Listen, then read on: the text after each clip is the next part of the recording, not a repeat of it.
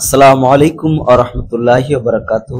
সুপ্রিয় শিক্ষার্থী বন্ধুরা, আজকের ক্লাসে আমরা আলোচনা করব অষ্টম শ্রেণীর ইসলাম শিক্ষা বইয়ের দ্বিতীয় অধ্যায়ের 50 নম্বর পেজের দলগত কাজের সমাধান নিয়ে। দলগত কাজটি হচ্ছে যাকাত প্রদান করলে আল্লাহ তাআলা তার যে যাকাত প্রদান করবে, যাকাত প্রদানকারীর সম্পদে বরকত দান করেন। তো উল্লেখিত শিরোনামের আলোকে শিক্ষকের নির্দেশনা মোতাবেক দলে বিভক্ত হয়ে দলে বা প্যানেলে উপস্থাপন করো। এই যে এই কাজটা তোমাদের দলগত কাজ, এটা কিন্তু দলগত ভাবে এই কাজটা উপস্থাপন করতে হবে। এই কোন কাজটা? যাকাত প্রদান করলে আল্লাহ তাআলা যে সম্পদ বৃদ্ধি করে দেয়, ঠিক আছে, তা এই সম্পদ বৃদ্ধি করে দেয় বা বরকত দান করেন, এই শিরোনামের আলোকে আমাদের একটা দলগত কাজ এটা উপস্থাপন করতে হবে দলগত ভাবে। এটা হচ্ছে 50 নম্বর কাজের উত্তর।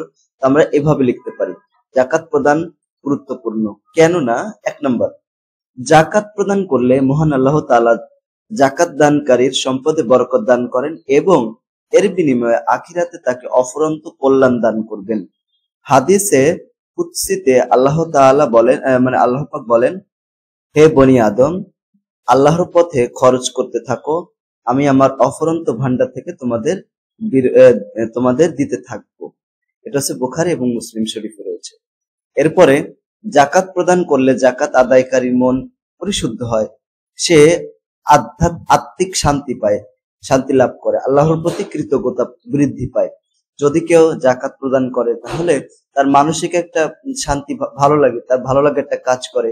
যাকাত দিয়েছে যাকাত যে গরিবের যে হক, সেই হকটা দিয়ে দিয়েছে, এই জন্য তার মনে একটা আল্লাহর প্রতি কৃতজ্ঞতা বোধ বৃদ্ধি পায়। তারপরে 3 নম্বর আমরা এরকম লিখতে পারি যে যাকাত প্রদান করলে সম্পদ পবিত্র হয়ে যায়।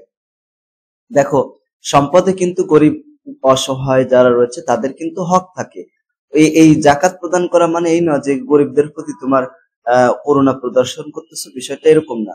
যার উপর যাকাত ফরজ হবে তাকে যাকাত দিতেই হবে, এটা তার কর্তব্য, এটা গরিবের হক। এটা এমনটা নয় যে যার উপর যাকাত ফরজ হয়েছে সে যদি গরিবদের যাকাতটা দিয়ে দেয় তাহলে গরিবদের প্রতি তার করুণা প্রদর্শন করা হচ্ছে না, বিষয়টা এরকম না।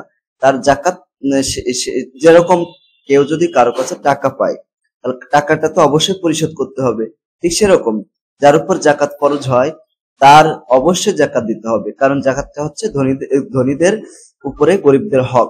কারণ ধনীদের সম্পদে দরিদ্রদের হক আছে, যতক্ষণ এই হক আদায় না করা হয় ততক্ষণ সম্পদ পবিত্র হয় না, অপবিত্র থেকে যায়।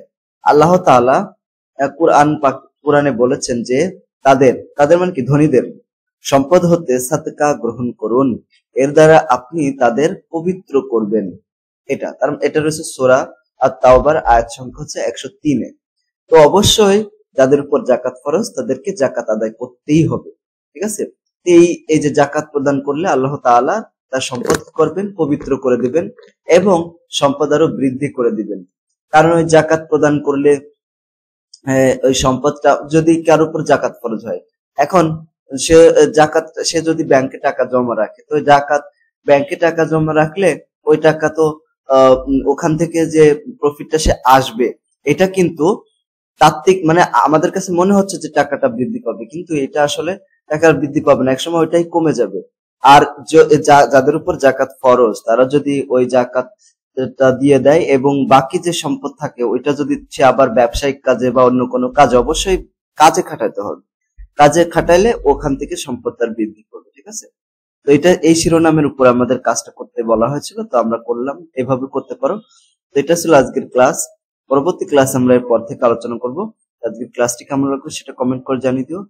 আর যদি ভালো লাগে তাহলে আমাদের চ্যানেলটি সাবস্ক্রাইব করে ক্লাসটি বন্ধুদের সাথে শেয়ার করে দিও। সকলকে ধন্যবাদ। আসসালামু আলাইকুম ওয়া রাহমাতুল্লাহি ওয়া বারাকাতুহু।